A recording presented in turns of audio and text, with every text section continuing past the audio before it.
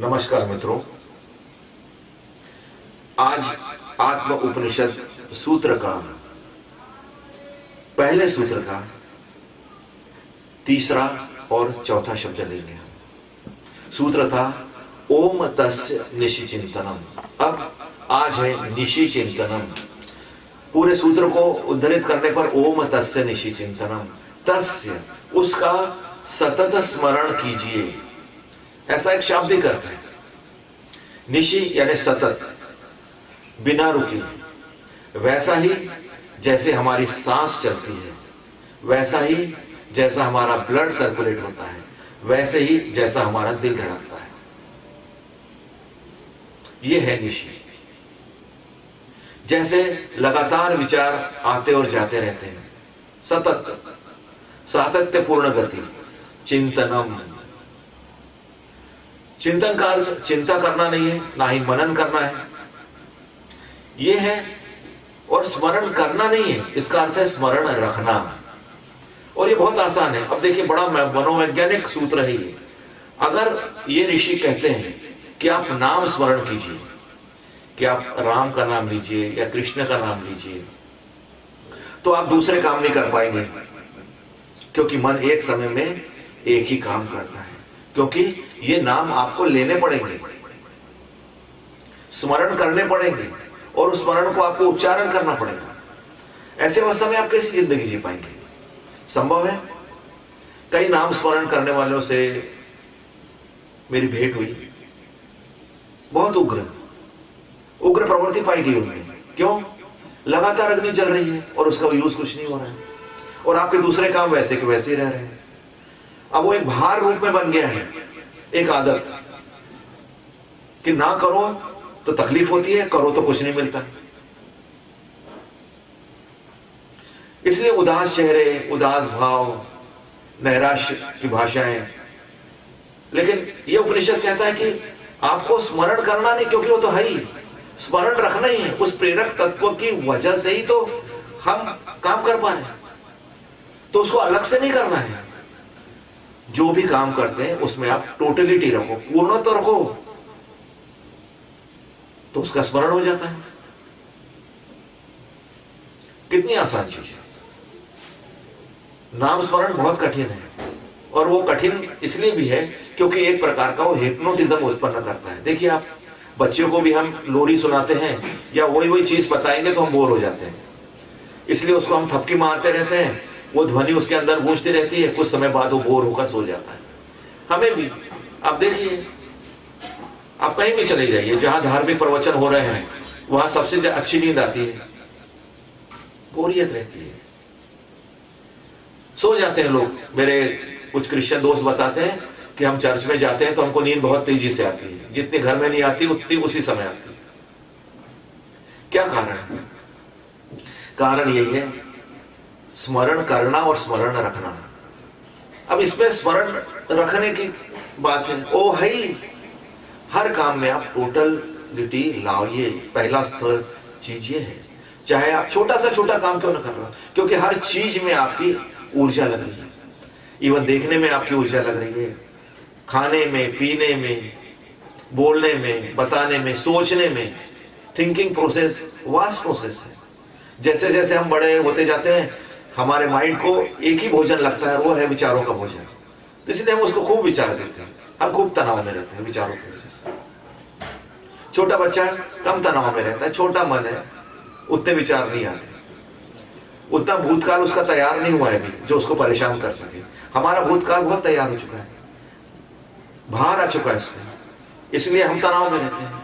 तो उस चीज को, तस्य, वह जो प्रेरक तत्व है, जिसकी प्रेरणा से सारी सृष्टि चलती है, जिसकी प्रेरणा से हम एक दूसरे से एसोसिएटेड हैं। पहले हमको लगता था कि स्वतंत्रता कोई चीज होती है, लेकिन आज मनोवैज्ञानिक रूप से भी, वैज्ञानिक भी इस चीज को बताते हैं कि हम स्वतंत्र नहीं हो सकते। हां, हम परस्पर निर्भरता को इस ढंग से उपयोग में ला सकते हैं कि वो स्वतंत्रता बन जाए हमारी। उसके लिए हम कानून बनाते हैं, उसके लिए हम नियम बनाते हैं। ये परस्पर निर्भरता क्या है? तुम मेरे रास्ते में मत आओ, मैं तुम्हारे रास्ते में नहीं आऊंगा, चाहे वो ट्रैफिक का कानून क्यों ना हो। Left hand drive, right hand drive आपने सुना होगा। प्रत्येक चीज के नियम बनाते हैं। क्यों बनाते हैं नियम? क्योंकि हम परस्पर निर्भर हैं। तो यह सूत्र आपको बताता है तस्य चिंतनम, लेकिन उस प्रेरक तत्व को ध्यान रखिए जो आपको ले चल रहा है, और इस चीज का भी ध्यान रखो कि वो आप खुद हो, ये कहना है। इसलिए हमको खुद को स्मरण रखना है, खुद है। इसलिए हर चीज करते समय टोटली दिलाइए इसमें। नहा रहे हैं, परस्पर निर्भर है आप। शरीर पर, शरीर पानी पर, पानी उसके ठंडक पर या गर्माहट पर, और पूरा शरीर उससे वाइब्रेट हो जाता है और आप आनंद से नहा लेते हो। और जब आप टोटलिटी में करते हो तो आप देखना, साधारण स्तर पर भी जब आप नहा लेते हो तो आपको फ्रेशनेस महसूस होती है। ये क्यों महसूस होती है? आखिर पानी क्या कर देता है आपके ऊपर? ये परस्पर निर्भरता है। वही सब में है, वही मुझ में है, मैं वही हूं, इसीलिए तो महसूस कर पा रहा हूं। समान चीजें समान में मिल जाती हैं, यही तो सूत्र है। असमान चीजें असमान में मिल जाती हैं, समान चीजें समान हूं मैं। जितनी मुझको प्रसन्नता की आवश्यकता है इस विश्व को भी है। और इसलिए ये एक सबसे बड़ा सूत्र है इसका कि आप जैसे भी मानव हो, आप इस पृथ्वी के लिए महत्वपूर्ण हो, आप इस गैलेक्सी के लिए महत्वपूर्ण हो। यहां की हर चीज परस्पर निर्भर करती है। कल ही में एक लेख पढ़ रहा था मधुमक्खियों का, कि अगर मधुमक्खियां इस दुनिया से नष्ट कर दी जाए तो वैज्ञानिक कहते हैं कि जो मानव जीवन है केवल 4 साल तक जीवित रह पाएगा बिना मधुमक्खियों के। लेकिन हमें मालूम नहीं, ऋषि मुनियों को मालूम था कि हम स्वतंत्र कभी नहीं हो सकते, क्योंकि हम परस्पर निर्भर हैं। लेकिन हम अपने आप में स्वतंत्र हो सकते हैं। एक जगह है जो हमारी स्वतंत्रता की जगह है, और वो है हमारा खुद का होना, हमारा खुद का उस जगह पे होना जहां हम खुद को जान पाए। इसलिए देखिए, आप कबीरदास जी से लेकर रहीमदास तक सबने खुद के खोज की बात की। परमात्मा तो जब मिलना है मिलेगा, ना मिलना है नहीं मिलेगा। फिर परमात्मा भी हम किस लिए खोज रहे हैं? परमात्मा हम किस लिए खोज रहे हैं? प्रसन्नता के लिए, खुशी के लिए। अगर कोई हमें परमात्मा बिना खुशी के दे कि हम परमात्मा तो दे रहे हैं लेकिन आपको कष्ट देंगे, हमें बिल्कुल नहीं चाहिए ऐसा परमात्मा। हम अपनी प्रसन्नता और खुशी के लिए परमात्मा चाहते हैं। स्पष्ट है ये चीज। तो सीधी बात है कि अगर कोई हमें राक्षस भी हमें खुशी और प्रसन्नता दे तो हम उसको परमात्मा मान लेंगे। तो हमारी खोज का ही की, हमारी खोज मुक्ति की है, हमारी खोज मोक्ष की है। हमारी चीज हमारे खुद के केंद्र पे आने की चीज है। हमारी चीज हमको खुद को जानने की है। ये उत्कंठा है हमारे अंदर कि हम कौन हैं। इसलिए अब ये पूरा सूत्र आप लीजिए। ओम तस्य निशि चिंतनम, ओम के द्वारा स्थिर होइए, हर चीज में पूर्णता कीजिए। हर क्षण तस्य का है, आपका है। किसी चीज को प्रायोरिटी के बेस पर मत कीजिए जो दूसरी चीजों को छोड़कर। छोटी छोटी चीजें जीवन में खा रहे हैं, अन्न पूर्ण ब्रह्म बोलते हैं। अन्न हमें पाल रहा है, पोस रहा है।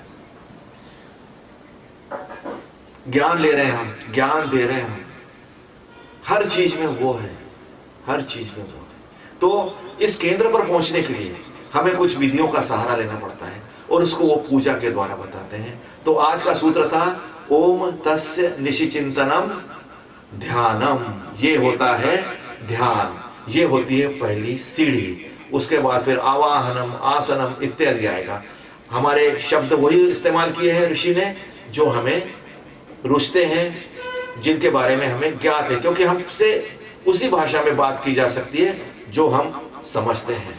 तो ऋषि मुनि हमारी भाषा में बातचीत करते हैं, इसलिए उन्होंने इस सीढ़ियों को ये नाम दिए। ये धार्मिक नाम नहीं है, ये वैज्ञानिक नाम है, ये हमारे अंतर खोज की सीढ़ियों के नाम है। तो आज इतना ही। कल दूसरा सूत्र होगा सर्वकर्म निराकारणम आवाहनम। आज इतना ही। नमस्कार।